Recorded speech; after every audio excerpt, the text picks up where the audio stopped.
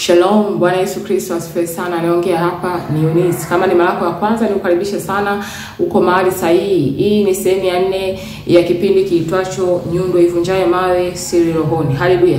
Basi kama hujapata kuangalia sehemu ya kwanza mpaka ya 3, ninakusii Roho Mtakatifu akuongoze ukapate kuangalia yale ambayo Roho Mtakatifu amefichua na ametuelekeza. Ni muhimu sana katika safari hii ya wokovu. Basi bila kupoteza muda tumkaribishe Roho Mtakatifu mahali hapa akapate kutuongoza kile ambacho ameandaa siku ya leo. Baba, katika jina la Yesu Kristo nakuja mbele zako nikisema asante, sifa, heshima na utukufu zote nakurudishia wewe. Asante kwa kutukusanya mahali hapa, asante kwa neema hii, asante kwa afya, asante kwa kibali hiki. Ninakutukuza na kukuinua. Tazama, ninaomba Bwana hekima yako itamwake mahali hapa.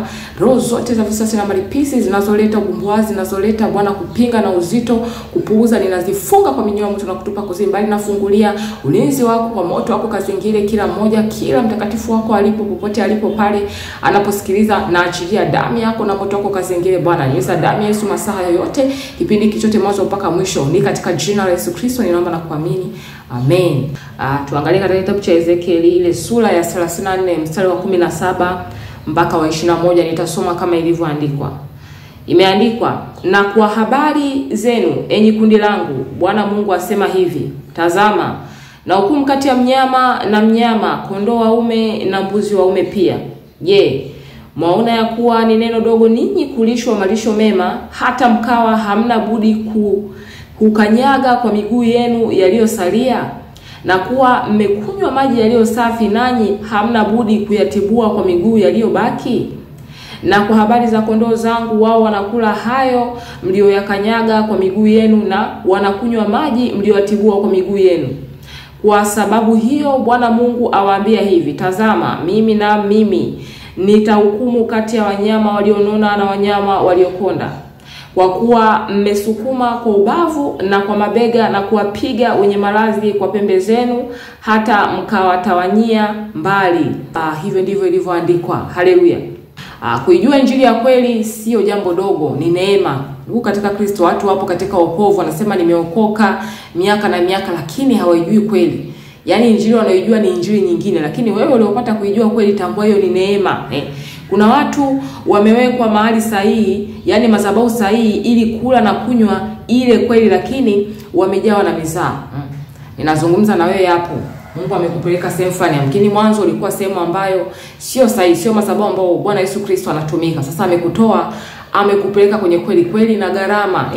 Kweli inahitaji kujikana, amekupeleka huko pale, lakini sasa umeshafika pale, bado unaleta mizaha, yani unapuuzia kile ambacho unalishwa na kunyweshwa mahali pale. Haleluya.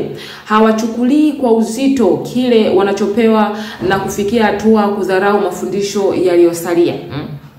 Mchungaji, watumishi wa Mungu wapakaliwa mafuta ya Mungu, Bwana anawafichulia mafundisho, anawafichulia maarifa. Wanasimama madhabahuni kuleta ujumbe, kuleta ile mafundisho, lakini unachukulia ni, yani unaona kama ni kitu cha kawaida tu na wakati mwingine hatufanyii kazi. Kwa hiyo ni mizaa mbele za Mungu, na huko ni kupuuzia. Mungu anaachiliaga chakula na kinywaji, yani mafundisho ya kweli kupitia vinywa vya watumishi wake yanayotakiwa kufundishwa zaidi ya mara moja. Unakuta mtumishi anasimama anafundisha somo hili kwenye ibada hii, anasema kwamba kwa kuwa muda hautoshi, kipindi kitachokuja ibada ya kusanyiko itakalokuja tutaendelea, tutamalizia. Ndivyo hivyo hapo inavyomaanisha. Sasa unakuta ibada ya kwanza lile somo likuisha, hivyo litamalizikiwa ibada inayokuja. Baada ya kula na kunywa kwa sehemu ya kwanza na kushiba, na dharau sehemu iliyobaki na kuwakosesha wengine. Yamkini mafundisho yametolewa kuhusu uvaaji sahihi wa mwanamke anatakiwa avaeje. Biblia inazungumzia. Sasa mtumishi wa Mungu kapewa ujumbe, kaleta pale kwamba wanawake wanatakiwa jinsi gani wavae, kaelekeza kwa kina kabisa, kaichambua maandiko kadri Roho Mtakatifu anavyomuongoza. Sasa unakuta hao wanawake waliokula na kunywa wanaanza kudharau hayo mafundisho. Unakuta mtu ibadani atajistiri vizuri, kaelekezwa vizuri na Roho Mtakatifu anamshuhudia, lakini akiwa nje ya ibada au nje ya kusanyiko anakuwa hajistiri, kichwa kinakuwa wazi, mavazi anayovaa sio ya kumpa Bwana Yesu utukufu. Yaani kile alichofundishwa tena anakidharau kwamba sio hivyo, anaachana nacho. Kwa mwisho wa siku anaanza kusingizia, bwana joto limezidi, kichwa hata kisipumue. Ngoja niache kichwa kiwe wazi nipate upepo. Ngoja nivae nguo nyepesi, joto limezidi nitapata upele. Kwa hiyo unakuta unayadharau yale mafundisho kwa matendo yako. Ndio kama pale wanavyosema kwamba kwa miguu unakanyaga kile chakula. Wewe umeshashiba umekula, lakini wapo ambao hawajapata hiyo neema kusikia hiyo siku. Yamkini ni wewe ulipata neema, sasa wapo wengine Mungu atawaleta na anawaleta saa nyingine hata kwako. Uaga Mungu anatumia watu kuokoa watu. Kwa hiyo huaga anawaleta watu, kwa mfano amewaleta wanawake wa kundi fulani, waje wajifunze kile kitu ambacho wewe umekipata pale. Sasa kupitia yale mafundisho wewe umekula, ulikula ukashiba, ukaelewa kabisa, ukatoka hapo. Lakini kwa matendo yako, the moment unaanza kusema ngoja niache kichwa wazi, na kati unaambiwa kichwa chako kinatakiwa kifunikwe, unatakiwa uvae kujistiri, hujistiri, hapo unakuwa umekanyaga kile chakula, umetibua yale maji. Sasa wale ambao wanaletwa chini yako wajifunze, unakuta wanakuja wanapata vitu ambavyo havifai, mafundisho ambayo tayari yamechafuka, maji yaliyochafuka, chakula kilichokanyagwa. Haleluya. Kwa namna gani? Unakuta kupitia matendo yako, yani tutambue kwamba kila mtu ana kundi la watu nyuma ambalo linamtazama yeye. Kwa unakuta wengine wanachukua yale matendo, kwa matendo wanakuangalia, hawatakuuliza, lakini unawahubiria kupitia matendo.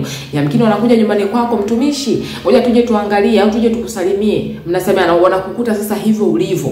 Kwa matendo yako wengine wanaangalia, Roho Mtakatifu anawashuhudia, unaona hivi ndio wanavyoishi maisha yake. Yaani maisha yako sio kielelezo bora. Maisha yako unakuta yanawasababishia wale kondoo wengine kula vitu vichafu, na unakuta sasa wanakuwa wanarudi nyuma. Haleluya. Hakiwajengi, wanakuwa afya zao zinazoofika. Yaani badala ya kukua kiroho wanadhoofika kiroho. Mtu alikuwa anafunika kichwa vizuri, lakini baadaye anakuja kusema kweli, yani kama ni joto, kama mtumishi anaachaga kichwa chake, na mimi ngoja niache. Kama yeye afunikage mikono yake, ngoja na mimi mikono yangu niache wazi, kwa sababu ni kitu cha kawaida. Yule ana Roho Mtakatifu, yule ni mtumishi wa Mungu, yule kapakwa mafuta. Kwani Roho Mtakatifu hajamwambia, hajamshuhudia? Kwa hiyo kama anafanya vile, amesha ni kitu sahihi, ngoja na mimi nifanye. Kwa hiyo unakuta wapo watu ambao tulikuwa chanzo cha wao kurudi nyuma. Wapo kondoo ambao tulikuwa chanzo cha wao yani kwenda katika njia zisizofaa. Kupitia mafundisho tuliofundishwa, tumekula na kushiba, vilivyosalia sasa unakuta yamkini awamu ya kwanza amefundishwa, umeshiba. Sasa inakuja next time kumalizika lile somo. Sasa huku tayari ule msingi ambao umejengwa wa kujistiri tayari umeshabomoka. Kwa sababu gani? Kwa sababu ya matendo yetu. Yani tulishiba, lakini mwisho wa siku kwa sehemu iliyobaki tunasababisha yani ile sehemu ionekane haina maana, inakuwa ni chakula kichafu. Mtumishi anaendelea na malizia, lakini huku matendo yetu wale watu wengine tumeshawajeruhi, tumeshawarudisha nyuma. Kwa hiyo hata ile sehemu inaomalizikiwa, chakula kinaonekana kama kimeshachafuliwa, kinywaji kimeshatibuliwa. Haleluya. Kwa wale ambao wanakuja kupokea wanasema maybe huyo mtumishi ni akili zake, ni mawazo yake, alivyofanya mtumishi fulani ndio sawa. Kwa unakuta na katika sehemu kama hizo shetani anaingiza nguvu ya kuatiisha wale kondoo wengine. Unakuta hawajui jinsi ya kuongea na Roho Mtakatifu, hawajui jinsi ya kuongozwa na Roho Mtakatifu, wanaangalia matendo, wanaangalia mtumishi fulani kafanya. Sasa wewe uliowekwa kuwa taa, kuwa nuru, kuwa kilelezo, unafanya matendo yasiyofaa, unakanyaga vile vyakula, unatibua yale maji. Mwisho wa siku wale ambao wamewekwa nyuma yako unawakosesha. Haleluya. Unatumia nafasi uliopewa vibaya. Yaani unakuta pembe zako zinainuka, umepewa nafasi.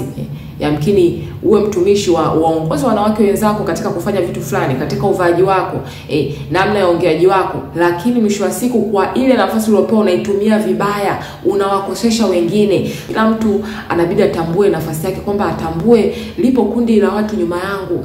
Matendo yangu ninahubiri, niingie hapo, nitoka hapo, nika hapo, nifanyavyo vyote ninahubiri, kuna watu wananiangalia.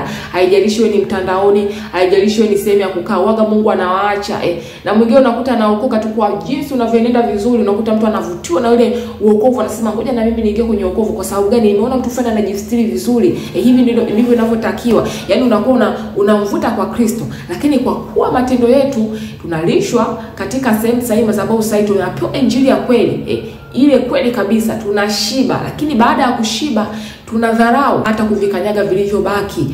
Kuona yale mafundisho mengine yaliyosalia kwa ajili ya wengine hayana maana. Sio kama tumerandu katika Kristo. Kaa hapo mwenyewe ujitathmini. Ni mara ngapi tumekuwa chanzo cha wengine kurudi nyuma, chanzo cha watu kuacha wokovu, chanzo cha watu kugeuka nyuma? Yamkini kuna siku ulimshauri mpendwa, alikuja pale, anakuamini wewe kwamba wewe unasema na Roho Mtakatifu, anakuamini wewe uko vizuri, umesimama vizuri kwenye wokovu, umekaa miaka mingi kwenye wokovu, anakuja na kuomba ushauri, lakini wewe unamwambia vitu visivyofaa, na unajua kabisa unashuhudiwa, unajua ukifanya chochote ambacho Roho Mtakatifu akipendi, huku ndani unakuwa kuna kukosa amani, unashuhudia kabisa hiki kitu sicho. Sasa ni mara ngapi wamekuja watu wanakuuliza, wewe mbona unaacha kichwa chako unasema joto tu utafanyaje? Sasa anakuaga kama wewe umekomaa kwenye wokovu, unaacha hivyo, yeye ambaye anakupitia matendo yako umuimarishe, umjenge, atafanyaje? Anakuuliza, mbona wewe unavaa nguo nyepesi hivyo, ukitembea unakuta mistari ya chupi inaonekana, inakwaje? Mbona unakuta kuna watakatifu wengine wamekomaa, wana Roho Mtakatifu, lakini wakiwa ndani mwao, wakiwa nje ama kukutania, wanakaa ndani hawavai nguo za ndani, yani wako tupu, wanaenda mbele za Bwana tupu, uchi. Na unakuta mwingine anakuja anasema anamshirikisha mwingine, yani unahisi kama ni kitu cha kuchekesha, kumbe mwenzako pale kuna kitu unambomoa. Unaambia mimi kuna kipindi joto likizidi hata nguo ya ndani sivai, navaa tu kanzu yangu natembea, sivai chochote maana inanichubua, inanipa michubuko na shida kukaa vizuri. Unafikiri hapo unamjenga nini zaidi ya kumbomoa? Anaweza akacheka ukahisi kwamba ni jambo jema, kumbe pale umeshamjenga, umeshamuingiza kitu. Maneno ni roho, matendo yetu yanahubiri. Unatoa ushauri wa kubomoa, uaminifu wako unapimwa. Yani utakuwa unafanya kitu unachoona is okay, hapo ujue kabisa dhamiri imekufa. Sasa unakuja dhamiri imeshakufa, unawashuhudia wale wengine au unawashauri, unaambia mimi waga nafanyaga tu hivi na sipati chochote, sihukumiwi. Navaa shati la mikono mifupi, sihukumiwi. Navaa nguo za mikono mifupi, sihukumiwi. Shingo zangu waga naachaga wazi, sihukumiwi. Kichwa changu nikiachaga wazi mara moja nikifanya kazi zangu hapo, sihukumiwi. Dhamiri imekufa. Sasa unamwambia yule mwenzako, unamwambia huyu kondoo ambao Mungu amemleta ili umjenge, unambomoa. Kwa hiyo unakuta kwa sampuli hiyo, wewe mwenyewe jitafakari, ni mara ngapi umesema ushauri kama huo, umeongea maneno kama hao mlipokusanyika wawili watatu, wanawake mnajadili 1 2 3. Sasa unapoulizwa swali unaelezea vitu kama hivyo, unahisi kwamba unaongea tu, kumbe pale kuna roho unapanikiza. Kwa hiyo ipo hukumu, zile roho zilizopotea. Yupo kule ambaye mtu afuniki kichwa leo, ile nani alisababisha ni wewe.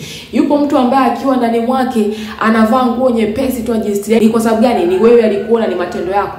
Yupo mtu ambaye anafanya vitendo ambavyo ni viovu, yani unakuta ni afya yake imedhoofika. Tunaongelea afya ya kiroho, imedhoofika, lakini chanzo kilikuwa ni nani? Ni wewe. Ukunena ukusema chochote kumwambia, lakini kwa matendo yako. Yamkini mpendo alikuja kukaa na wewe, anakuchunguza tusema huyu mbona tukimwona mtandaoni yuko hivi, lakini akiwa ndani mwake yuko hivi. Yani yuko ana maisha dabodabu, huku kanisani anavaa nguo hizi, akiwa nyumbani kwake anavaa nguo hizi. Haumwambii, lakini kwa yale matendo tu anashuhudia. Sasa mwingine unakuta anasema kumbe ni sawa tu kwa ukiwa ndani unaweza ukavaa vile tu, ili mradi nikitoka nje nijistiri, haina shida. Anaenda anaiga, kumbe umembomoa. Anakuja na kuwa mnyama aliyedhoofika na afya mbovu, lakini chanzo ni nani? Ni wewe. Kwa hiyo Mungu anasema, natangaza hukumu. Tutubu pale tulipokosa, tuombe Mungu aturejeshe katika mstari. Hapo tunakuwa tumetoka katika njia nyembamba, tumeenda katika njia nene. Matendo yetu yatapimwa na hukumu, kila mtu atahukumiwa kwa kadri alichokifanya hapa duniani. Kuna kundi la watu liko nyuma. Sasa jiulize,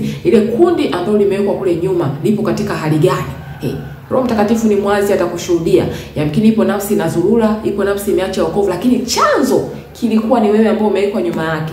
Mungu atusaidie sana tukapate kulishi neno lake na kulitii. Baba, katika jina la Yesu Kristo ninasema asante. Sifa, heshima, utukufu ni vyako. Ninaamini kwa maneno haya, ujumbe huu kuna mtu umemgusa, kuna watu umewajenga. Baba, uturehemu, maana Bwana kuna wakati kweli tunaenda kinyume na mapenzi yako, na tunajua kabisa tunashuhudiwa na Roho Mtakatifu, lakini kwa ugumu wa mioyo yetu kwa kuchupaza shingo, Baba tunakuasi na kuendelea katika njia mbaya. Uturehemu, tufutie mashtaka yote yaliyoletwa mbele zako tulipokosa utii, tulipokosa uaminifu. Baba, uturehemu, tutakase, utuoshe katika jina la Yesu Kristo. Bali tujaze nguvu za kuwa waaminifu, tujaze nguvu ya upendo, tupende neno lako, tukupende wewe Baba, tupende wale watu ambao umeweka nyuma yako, tupende nafasi ulizotupa ili tuwafanye kazi kwa bidii na kwa uaminifu. Ninafunga ujumbe kwa damu ya Yesu Kristo na kumwegelea Mungu wa Roho Mtakatifu. Ni katika jina la Yesu Kristo nimeomba na kuamini. Amen.